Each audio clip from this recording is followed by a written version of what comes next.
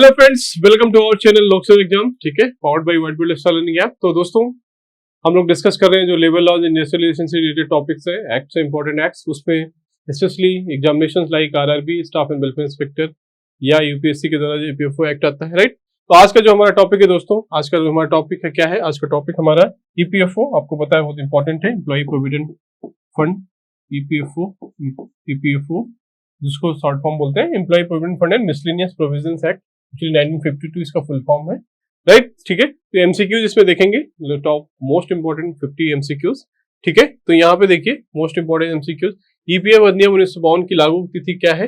पहला क्वेश्चन देखिए, जो ईपीएफ अधिनियम है, एम्प्लॉय प्रोविडेंट फंड एक्ट 1952 की लागू तिथि क्या है, कब से लागू किया गया था। ऑप्शन देखिए, 15 नवंबर 1952, 4 मार्च 1952, 1 मई 1952, 26 जनवरी 1952, राइट।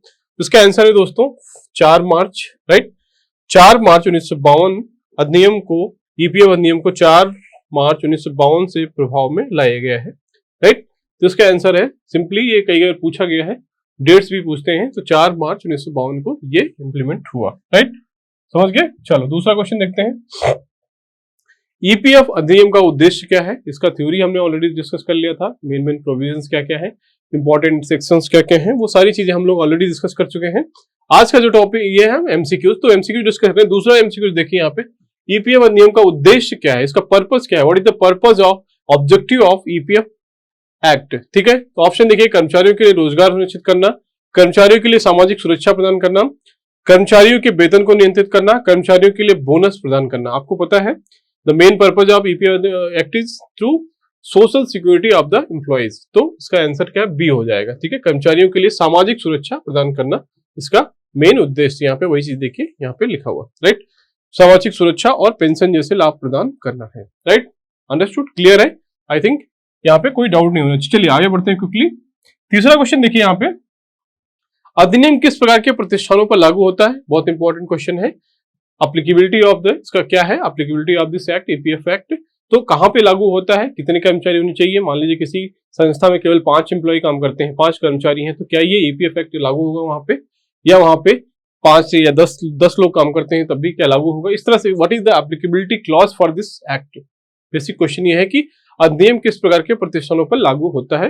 देखिए ऑप्शन क्या है, केवल सार्वजनिक क्षेत्र, ओनली पब्लिक सेक्टर, केवल निजी क्षेत्र, ओनली प्राइवेट सेक्टर, सभी प्रतिष्ठान जहां 20 या 20 से अधिक कर्मचारी रहे हो, केवल सरकारी कार्यालय। आपको पता है दोस्तों, इसको हमने थ्योरी में डिस्कस किया था, जो हम थ्योरी का इसको डिस्कस किया था ईपीएफओ एक्ट का, कि जहां पर भी 20 या 20 से अधिक 20 या 20 प्लस एम्प्लॉई है, वेदर इज गवर्नमेंट और प्राइवेट, कितना 20 प्लस एम्प्लॉई है, वर्कर कर्मचारी हैं, तो this act is applicable whether is government और प्राइवेट, राइट। तो इसका एप्लीकेबिलिटी क्लॉज क्या है, 20 प्लस एम्प्लॉइज, राइट। तो इसका आंसर देखिए हो जाएगा यहाँ पे C. C is the answer for this question, right. Simple question है, applicability clause for this EPFO act now. चलिए आगे बढ़ते हैं, अगला क्वेश्चन, फोर्थ क्वेश्चन देखते हैं।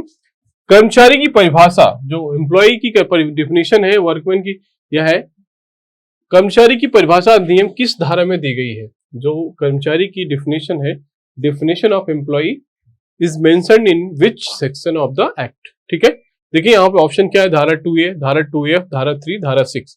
ऑलरेडी हम लोगों ने दोस्तों ये चीज देखा था। ठीक है, जो इंपॉर्टेंट सेक्शन थे इस एक्ट के, वो इसका दोस्तों मैं आपको एक तरीका बताता हूँ। बहुत सारे स्टूडेंट्स ये कहते हैं दोस्तों कि सारी सेक्शंस कवर नहीं सर आपके वीडियोस में, आपके नोट्स में। दोस्तों सारे सेक्शंस को कवर करना इज लाइक इम्पॉसिबल। ठीक है, बहुत मुश्किल है। उसके लिए आपको क्या करना है, इसका जो ईपीएफओ एक्ट है, ठीक है, जो ईपीएफ एक्ट है, इसको आप डाउनलोड कर लीजिए दोस्तों। इसका जो ओरिजिनल फाइल है, ठीक है, इसका पीडीएफ मिल जाएगा, बेयर एक्ट जो है। एक बार उसको आप खुद से भी रीडिंग करिए, आपको इंपॉर्टेंट वहां पे जो जो प्रोविजंस हैं आपको मिल जाएगी चीजें। तो इसका जो डाउनलोड करिए, ये ऑलरेडी नेट पे अवेलेबल है चीजें। ठीक है, नहीं तो हमारे जो एक वीडियो भी हमने बनाया था, वहां पे इसका लिंक दिया हुआ डिस्क्रिप्शन बॉक्स में, वहां से भी आप डाउनलोड कर सकते हो। सारे बेयर एक्ट जितने भी ओरिजिनल एक्ट्स हैं, उनका एक पीडीएफ, उनका हिंदी और इंग्लिश दोनों भाषाओं में, राइट, वो अवेलेबल है। ठीक है, तो वो डाउनलोड कर लीजिए दोस्तों। वहां से आप एक रेफरेंस ले सकते हैं, जब भी आप कुछ डाउट हो, कुछ चीजें कंफ्यूजन हो, आप उसको एज अ रेफरेंस यूज कर सकते हो। ठीक है, बहुत इंपॉर्टेंट है। ऐसा नहीं है कि आप जस्ट कोई एक नोट्स ले लिया किसी भी कोचिंग इंस्टीट्यूट का, ठीक है, इस don't be so much dependent on single content just की, ठीक है। तो उसके लिए इंपॉर्टेंट है सबसे आपका जो बेसिक थिंग है आपको है कि जिसको ओरिजिनल एक्ट है, राइट। तो इसका आंसर क्या हो जाएगा, देखिए धारा 2F, सेक्शन 2F, ठीक है, 2F, राइट। वही चीज यहाँ पे कर्मचारी की विस्तृत परिभाषा दी गई है धारा 2F में। ओके, नाउ चलिए अगला क्वेश्चन देखते हैं, 5th क्वेश्चन। ईपीएफ अधिनियम का पूर्ण नाम क्या है? जो ईपीएफ एक्ट है इसका पूरा नाम क्या है? ये भी पूछा गया है कई बार एग्जाम में, ठीक है। इसमें देखिए इसका पूरा कर्मचारी भविष्य निधि अधिनियम 1952, कर्मचारी भविष्य निधि और विविध उपबंध अधिनियम 1952, कर्मचारी पेंशन अधिनियम 1952, कर्मचारी सामाजिक सुरक्षा अधिनियम 1952। तो इसका दोस्तों देखिए आंसर है बी, आपको पता है कर्मचारी भविष्य निधि और विविध उपबंध अधिनियम 1952 इसका पूरा नाम है। क्या नाम है इंग्लिश में इसका? क्या है? एम्प्लॉई प्रोविडेंट फंड, ठीक है, एम्प्लॉई प्रोविडेंट फंड, ठीक है, एंड मिसलेनियस प्रोविजंस। क्या है इसका? मिसलेनियस प्रोविजंस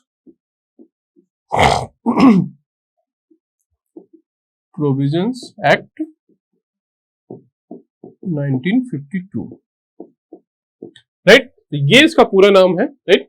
सेम चीज वही पूछ रहा था क्वेश्चन में, कर्मचारी भविष्य निधि और विविध उपबंध अधिनियम 1952, that is the full name, right. तो आपको पता होना चाहिए, बहुत टाइम ये क्वेश्चन पूछा गया है एग्जाम में, राइट। चलो आगे बढ़ते हैं, नेक्स्ट क्वेश्चन देखते हैं। कर्मचारी भविष्य निधि योजना अधिनियम किस धारा में वर्णित है? कर्मचारी भविष्य निधि योजना अधिनियम की किस धारा में वर्णित है? जो एम्प्लॉई प्रोविडेंट फंड स्कीम किस धारा में है? तो आपको देखिए इसका धारा 4, धारा 5, धारा 7, धारा 10। तो धारा 5 में क्या है, जो एम्प्लॉई प्रोविडेंट फंड के स्कीम का है उसका वर्णन किया गया है, ठीक है, धारा 5 में। एक्चुअली ये सेक्शन थोड़ा सा आप देख लीजिए दोस्तों, कभी कभी ये मिस्टेक भी हो जाता है क्योंकि बहुत सारे provisions here and there mention है, बट आपको एक बार क्रॉस, अगर आपको डाउट लगता है इसमें कुछ मिस्टेक्स हैं, मिस्टेक हो सकती हैं, तो आप क्या प्लीज इसको एक बार ओरिजिनल एक्ट से वेरीफाई कर लीजिएगा, राइट, ठीक है। क्योंकि कुछ एक्ट में मैंने देखा है स्टूडेंट्स ने ये चीजें फीडबैक दिया है कि कुछ चीजें धाराएं कहीं पर मिसमैच है, राइट। तो just I am telling you दोस्तों, तो प्लीज एक बार आप वेरीफाई कर लीजिए अगर आपको कहीं पे डाउट आता है कि ये चीजें प्रॉपरली नहीं है, राइट, ठीक है। तो धारा 5 में देखिए, धारा 5 में यहाँ पे देखिए एक चीज बता दें आपको, जो ये ईपीएफओ एक्ट है,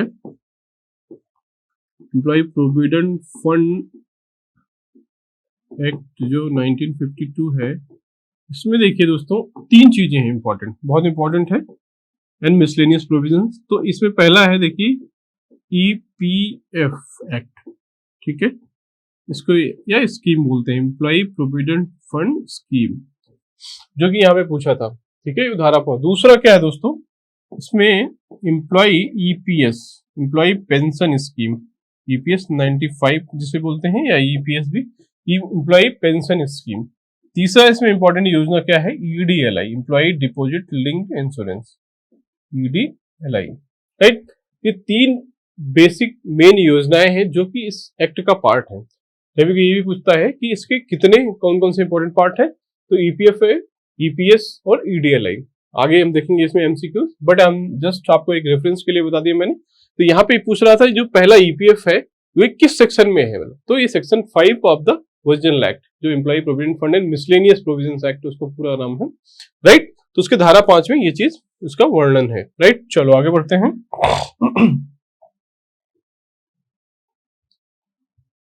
ओके, अगला क्वेश्चन देखते हैं यहाँ पे, कर्मचारी पेंशन योजना अधिनियम। मैंने बताया था ईपीएस जो एम्प्लॉय पेंशन स्कीम, तो एम्प्लॉय अधिनियम की किस धारा में है, तो ये धारा 6A में है। ईपीएस किस में मेंशन है, धारा 6A, और वो किस में, ईपीएफ किस में था, धारा 6 में था, राइट। तो इस तरह से धारा 6A में ईपीएस जो है वो मेंशन है, राइट। कर्मचारी पेंशन योजना 1995 धारा 6A के अंतर्गत लागू होती है, इंपॉर्टेंट है, ठीक है। चलो आगे बढ़ते हैं। तो आई होप आपको ये चीजें समझ में आ रही होंगी।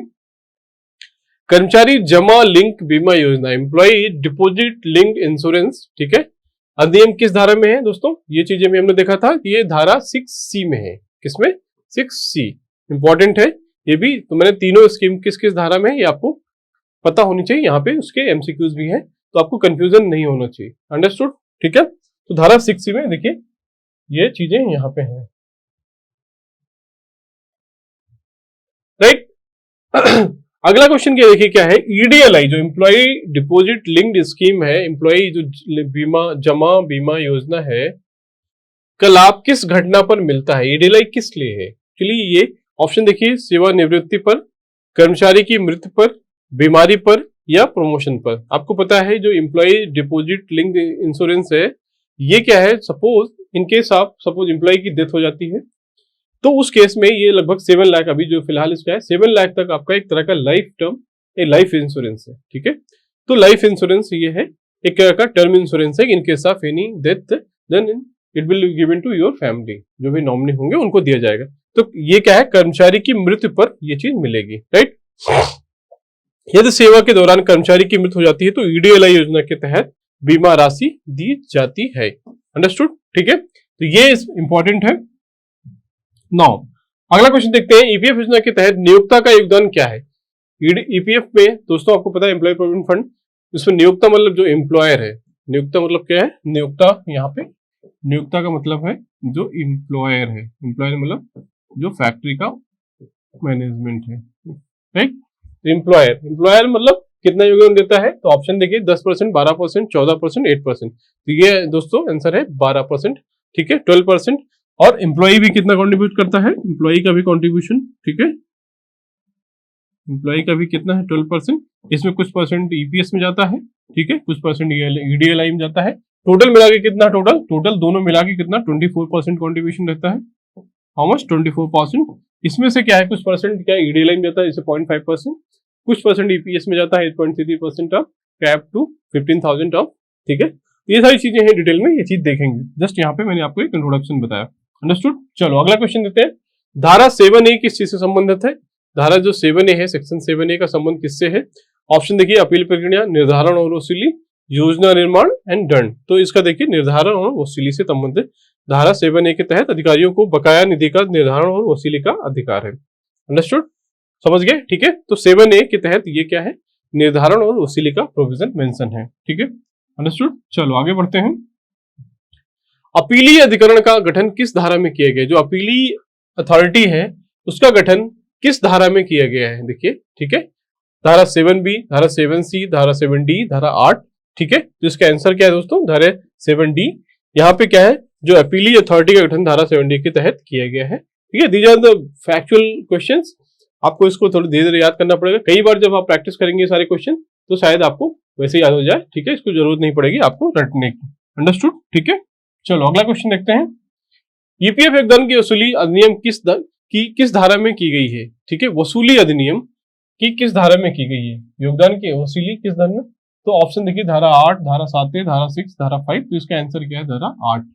सो सेक्शन 8 में इट इज मेंशन्ड यूपीएफ योगदान और जुर्माने की वसूली का प्रावधान है, राइट। अंडरस्टूड? तो किसमें है, धारा 8 में ईपीएफ योगदान और जुर्माने की वसूली का प्रावधान है। अंडरस्टूड? ठीक है, चलो आगे बढ़ते हैं। ईपीएफ के तहत वसूली प्रमाण पत्र कौन जारी करता है? मजिस्ट्रेट, ईपीएफ अधिकारी, नियोक्ता, कर्मचारी। तो इसके सिंपल अंदर जो ईपीएफ अधिकारी होगा वो इसको जारी करता है, ठीक है। ईपीएफ धन की वसूली किन साधनों से की जा सकती है? ऑप्शन देखिए, वेतन से कटौती, संपत्ति कुर्क की, बैंक खाता सील, उपरोक्त सभी। ईपीएफ धन की वसूली किन साधनों से की जा सकती है? सपोज अगर किसी साधन की वजह से ईपीएफ का जो पैसा है वो नहीं हो रहा है तो किस साधनों से कर सकते हैं? तो वेतन से कटौती कर सकती है, संपत्ति कुर्की या बैंक खाता सील या उपरोक्त सभी। तो एज पर द एक्ट देखिए उपरोक्त सभी चीजें यूज की जा सकती हैं, जिसका आंसर क्या है देखिए डी, राइट। तो ये चीजें इससे द्वारा की जा सकती हैं वसूली, अगर पेंडिंग है कुछ तो। ईपीएफ अधिनियम के तहत दंड का प्रावधान किस धारा में है?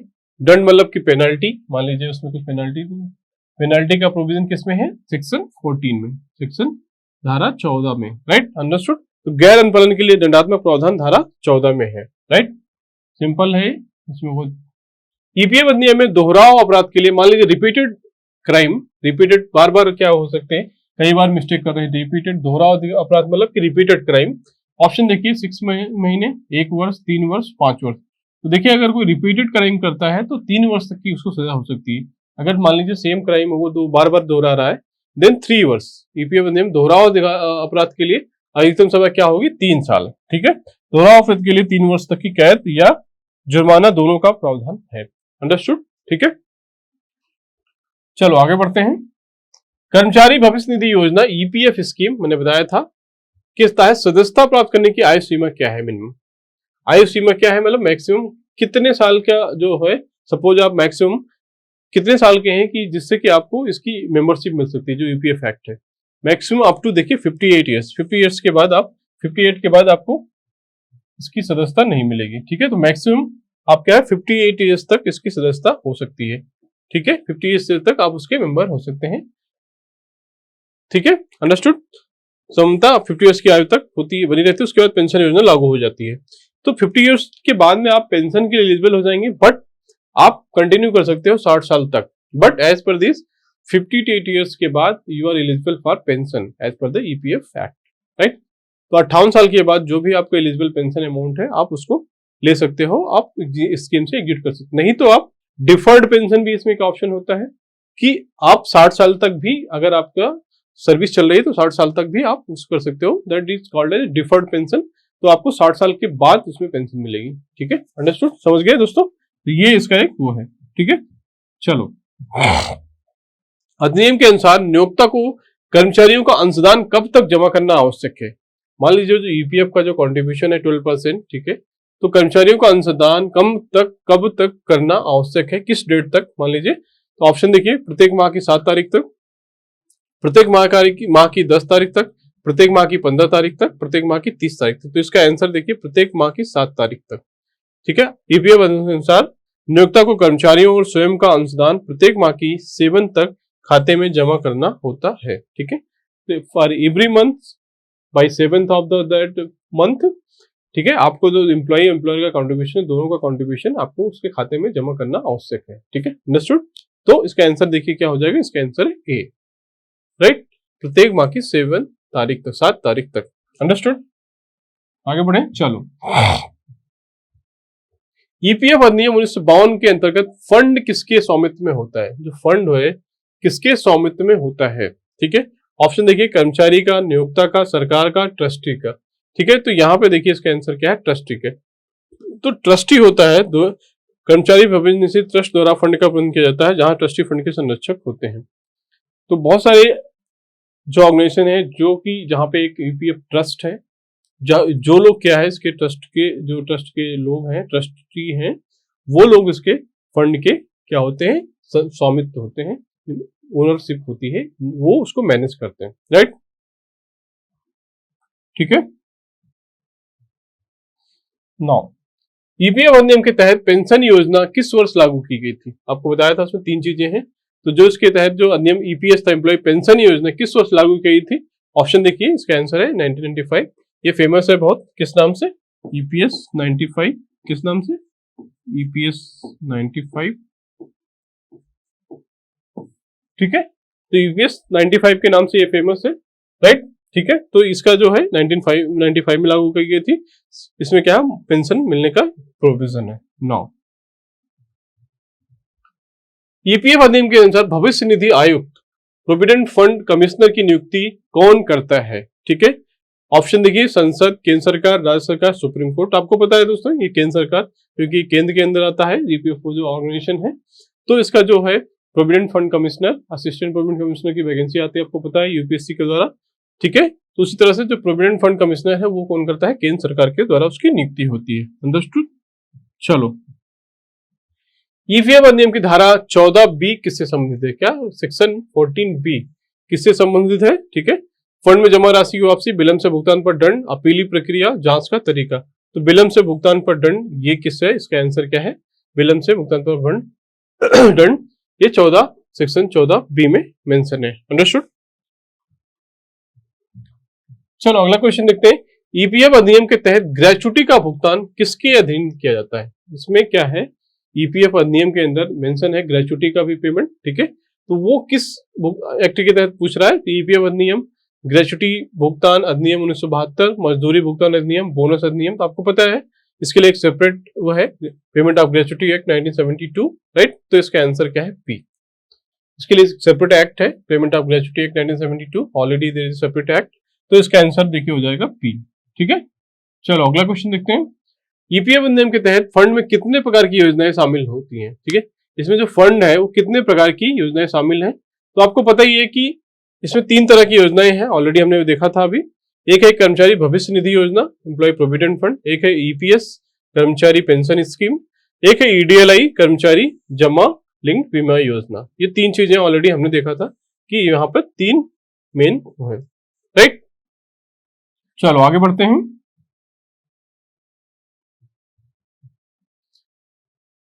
ईपीएफ अधिनियम के तहत विवाद निवारण जो डिस्प्यूट रिजोल्यूशन हेतु कौन सा प्राधिकरण निकाय है?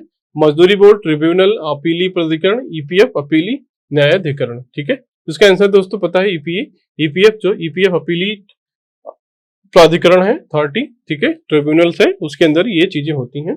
ठीक है, तो इसका आंसर क्या है? D, right, understood. कर्मचारी भविष्य निधि अधिनियम 1952 को किस संवैधानिक सूची के अंतर्गत रखा गया है? आपको बताया दोस्तों, इसमें ज्यादातर चीज लेबर लॉ जो है, लेबर है वो क्या है? समवर्ती सूची। देखिए, संघ सूची, राज सूची, समवर्ती सूची या किसी भी सीमा नहीं, तो इसका आंसर दोस्तों क्या है? समवर्ती सूची। इसको कॉन्करेंट सूची भी क्या बोलते हैं? कॉन्करेंट लिस्ट, मतलब उसका मीनिंग क्या है? Concurrent list, okay. Concurrent list क्या होता है कि इसमें state government and central government दोनों बना सकते हैं। सेंट्रल गवर्नमेंट, मान लीजिए कोई सेंटर और स्टेट दोनों कानून बना सकते हैं, इसका ये मीनिंग है। ठीक है, तो कॉन्करेंट लिस्ट के जो भी सब्जेक्ट होते हैं यहाँ पर सेंटर और स्टेट दोनों कानून बना सकते हैं। सेंट्रल अपने पार्लियामेंट में पास करा के, स्टेट गवर्नमेंट लेजिस्लेचर में जो भी कानून बनाना है या जो भी गाइडलाइंस है, they both can make the law. Okay, ये मतलब है। संघ सूची, सेंट्रल लिस्ट कौन सी होती है? जहां पर केवल सेंट्रल गवर्नमेंट कोई भी कानून बना सकता है। राज सूची, जो कि राज सूची के जो राज्य के अंदर आता है, state government only can make legislation. But concurrent list तो इसी तरह से जो लेबर लॉज, लेबर टॉपिक है, जो श्रम है, लेबर किस में है? लेबर टॉपिक ही किसमें अंदर आता है? कॉन्करेंट सूची के अंदर आता है। ठीक है, जो लेबर टॉपिक है, श्रम,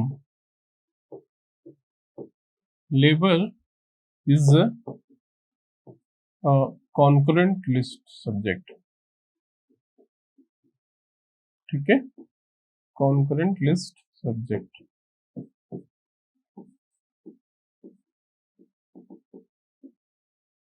ओके, तो labour is a concurrent list subject, तो इसका मतलब कि लेबर टॉपिक पे भी सेंट्रल और स्टेट गवर्नमेंट दोनों का राइट है बनाने का कानून, राइट। तो ये मीनिंग है स्टेट, राज संघ सूची, राज सूची, समवर्ती सूची। तो इसका आंसर फिलहाल दोस्तों क्या है? सी, समवर्ती सूची या कॉन्करेंट लिस्ट, राइट, अंडरस्टूड। चलो अगला क्वेश्चन देखते हैं। ईपीएफ अधिनियम के अनुसार अभिदान जो कंट्रीब्यूशन है कितना % है? तो आपको पता ही है इसका कंट्रीब्यूशन 12% है, इसमें कुछ ज्यादा पढ़ने की जरूरत नहीं है। ठीक है, दोनों इसमें, ठीक है। ईपीएफ अधिनियम के अंतर्गत अभिदान योग वेतन में क्या शामिल है? आपको पता है जो 12% है, 12% ऑफ व्हाट? 12% ऑफ व्हाट पूछ रहा है कि इसमें क्या क्या आता है? 12% किसका कैलकुलेट करेंगे? टोटल सैलरी का, ग्रॉस सैलरी का, या मूल वेतन का, या महंगाई भत्ते को मिला के, या जो हाउस रेंट मिलता है, हाउस रेंट अलाउंसेस, या चारे, या जो अलाउंसेस है। तो देखिए सिंपल क्वेश्चन दोस्तों, यहाँ पे वही पूछ रहा है कि कौन इसके अंदर आता है? केवल मूल वेतन, केवल महंगाई भत्ता, मूल वेतन प्लस महंगाई भत्ता एंड बोनस। आपको पता है दोस्तों इसका आंसर है सी, मूल वेतन प्लस महंगाई भत्ता को मिला के 12% उसका कंट्रीब्यूशन किया जाता है ईपीएफ के लिए। ठीक है, तो 12% ऑफ व्हाट? ठीक है, बेसिक, बेसिक पे, जिसको मूल वेतन, बेसिक पे plus DA, DNS allowances, DNS allowances. Okay, ठीक है, तो ये बेसिक प्लस डीए मिला के इसका 12% कैलकुलेट करके जो पीएफ में कंट्रीब्यूशन किया जाता है, राइट। तो सेम थिंग यहाँ पे पूछा था, मूल वेतन प्लस महंगाई भत्ता को मिला के। अंडरस्टूड। चलो आगे बढ़ते हैं। ईपीएफ अधिनियम में कर्मचारी भविष्य निधि योजना किस धारा में उल्लेखित है? आपको पता है, ये ऑलरेडी हमने देखा था धारा 5 में। ठीक है, चलो क्विकली विल सी नेक्स्ट। कर्मचारी पेंशन योजना किस धारा में वर्णित है? आपको पता ही है, ईपीएफ 6 से। ये थोड़ा सा रिपीट क्वेश्चन यहाँ हो गए हैं। ठीक है। अगला क्वेश्चन क्या है? ईपीएफ अधिनियम के अनुसार आवश्यक अधिसूचना कौन जारी करता है? रिक्वायर्ड जो भी है नोटिफिकेशन, वो कौन जारी करता है?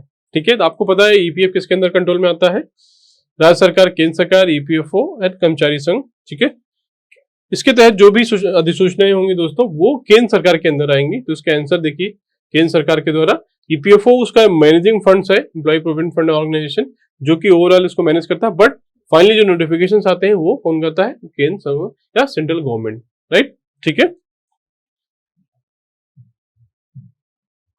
ईपीएफ के अनुसार एक प्रतिष्ठान अधिनियम के अंदर लाने के लिए न्यूनतम कितने कर्मचारी होने चाहिए? ऑलरेडी हम देख लिया था, इसका आंसर क्या है? 20। कितना? 20। राइट, ठीक है।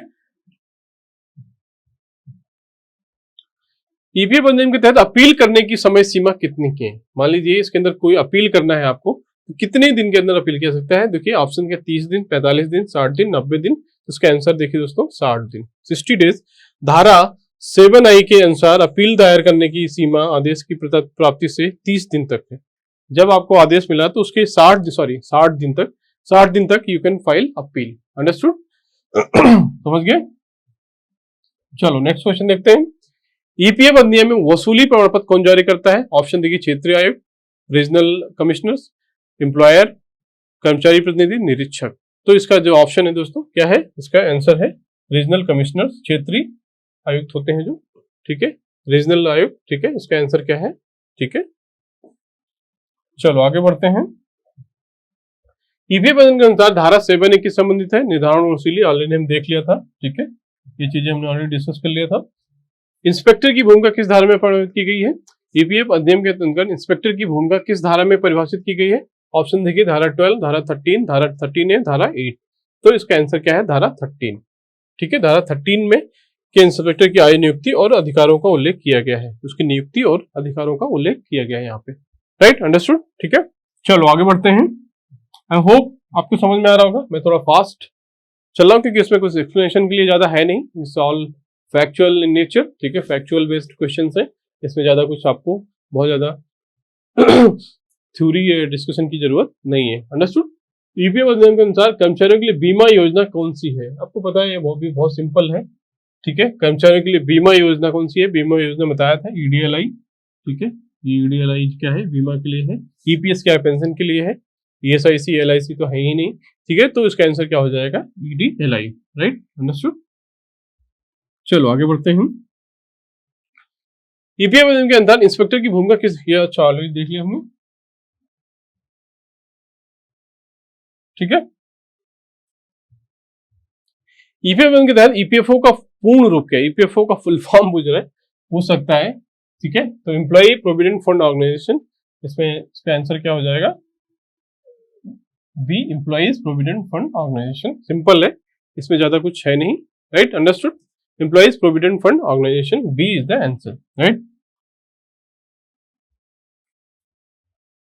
ईपीएफ के तहत बीमा योजना का प्रावधान किसमें है? ये 6C हमने देख लिया था ऑलरेडी। ठीक है, कर्मचारियों का हिस्सा किसके पास जमा किया जाता है? ईपीएफ अधिनियम के अनुसार कर्मचारियों का हिस्सा किसके पास जमा किया जाता है? ऑप्शन देखिए, कर्मचारी संघ, ईपीएफओ, राज्य सरकार, नियोक्ता के पास रहता है। तो इसका आंसर देखिए दोस्तों, नॉर्मल केस में क्या है इसका आंसर? ईपीएफओ के पास वो चीजें फंड देना है। लेकिन जो एग्जेम्प्टेड ट्रस्ट है, जो एग्जेम्प्टेड ऑर्गेनाइजेशन है, जहाँ पे ट्रस्ट है खुद का, तो वो नियोक्ता के पास ही रहता है। उनका जो ट्रस्ट है, ईपीएफओ ट्रस्ट या पेंशन फंड ट्रस्ट, ठीक है, वो लोग इसको ईपीएफ ट्रस्ट होते हैं, वो उसको मैनेज करते हैं। राइट, बट नॉर्मल केस में it will be deposited with the EPFO. Understood? ठीक है, समझ गए? चलो, ईपीएफ अधिनियम में कर्मचारियों की परिभाषा किस धारा में गई है? आपको पता है, कर्मचारी, एम्प्लॉय ऑलरेडी हमने देखा था, धारा 2F में। ठीक है, नियोक्ता के द्वारा योगदान न करने पर कितनी अधिकतम सजा हो सकती है? ठीक है, ईपीएफ अधिनियम के अनुसार नियोक्ता के द्वारा योगदान न करने पर कितनी अधिकतम जेल हो सकती है? ऑलरेडी इनमें देखा था रिपीटेड क्राइम के लिए, देखिए अधिकतम इसका मैक्सिमम क्या है 3 इयर्स। अगर मान लीजिए रिपीटेड चीजें बार बार वार्निंग देने के बाद भी अगर वो नहीं हो रहा तो मैक्सिमम 3 वर्ष की सजा हो सकती है जो एम्प्लॉयर है या जो नियोक्ता है। राइट, अंडरस्टूड, ठीक है। चलो आगे बढ़ते हैं। ईपीएफ अधिनियम में फंड का प्रबंधन कौन करता है, हमने देखा था ईपीएफओ ऑर्गेनाइजेशन, तो इसमें भी कुछ ज्यादा वो नहीं है, ठीक है। ईपीएफ कितना प्रतिशत, हाँ ये इंपॉर्टेंट है, ईपीएफ अधिनियम के अनुसार नियोक्ता कितना प्रतिशत बीमा योजना में ईडीएलआई में योगदान करता है, ये इंपॉर्टेंट है कि ईडीएलआई में कितना परसेंट योगदान नियोक्ता करता है।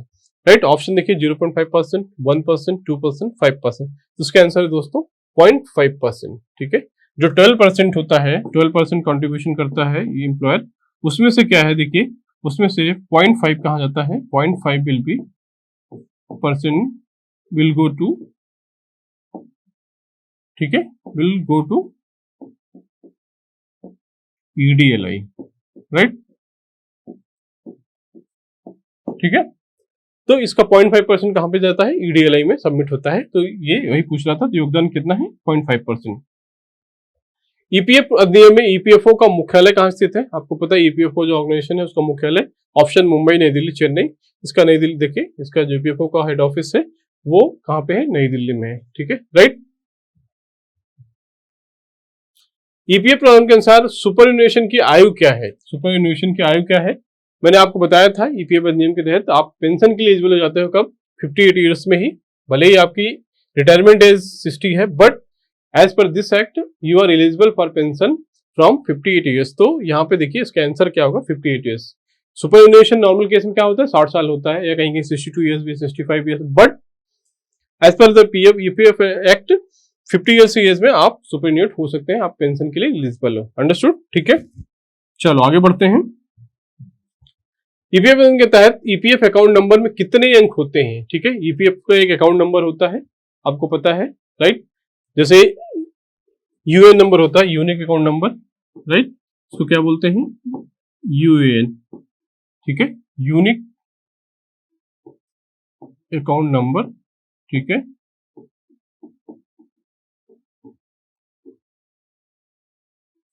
ठीक है।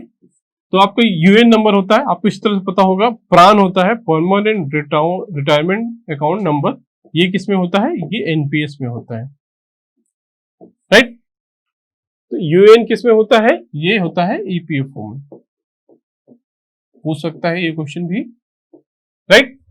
यूएएन नंबर होता है ईपीएफ में, प्रान नंबर होता है एनपीएस के लिए, परमानेंट रिटायरमेंट अकाउंट नंबर, पूछ रहा है कितने डिजिट का होता है जो यूएएन नंबर होता है, तो इसका दोस्तों देखिए ये 12 डिजिट का एक नंबर होता है, यूनिक नंबर, जो कि यूएएन नंबर होता है, राइट। ये सारे जो यूएएन मेंबर्स हैं, जो इसमें ईपीएफ में मेंबर्स हैं, उनको यूनिकली एलोकेट किया जाता है, राइट, ये एक यूनिक नंबर होता है 12 डिजिट का, अंडरस्टूड, ठीक है। चलो आगे बढ़ते हैं, इंपॉर्टेंट है, ये पूछ सकता है कि ईपीएफ जो मेंबर्स उनको क्या है, तो यूएएन नंबर होता है, यूनिक अकाउंट नंबर, राइट, प्रान क्या है, किसके लिए, एनपीएस के लिए, ये इंपॉर्टेंट है, कभी कोई लोग कंफ्यूज जाते हैं, राइट।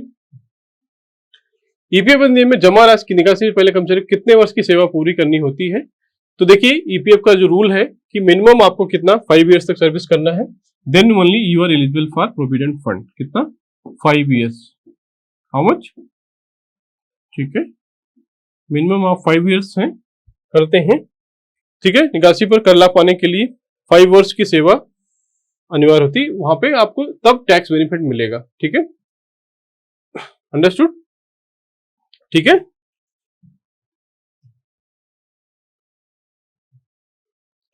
ईपीएफ अधिनियम में अस्थायी निकासी की अनुमति किन परिस्थितियों में है, ठीक है, मान लीजिए कभी आप टेम्परेरी आप विड्रॉल चाहते हैं, ठीक है, कुछ किसी पर्पज के लिए, तो किस केस में है, मकान निर्माण, शिक्षा, चिकित्सा, उपरोक्त, तो देखिए इन सारे केस में अगर आपको पार्शियल विड्रॉ है, अस्थायी टेम्परेरी विड्रॉल चाहते हैं आप, जो ईपीएफओ आपका प्रोविडेंट फंड का पैसा है, तो आप निकाल सकते हैं इसके, अगर मान लीजिए आपको कुछ हाउस कंस्ट्रक्शन करना है या एजुकेशन बच्चों के लिए या कुछ मेडिकल इमरजेंसी है, तो इस सारे केस में you can withdraw partial amount, ठीक है।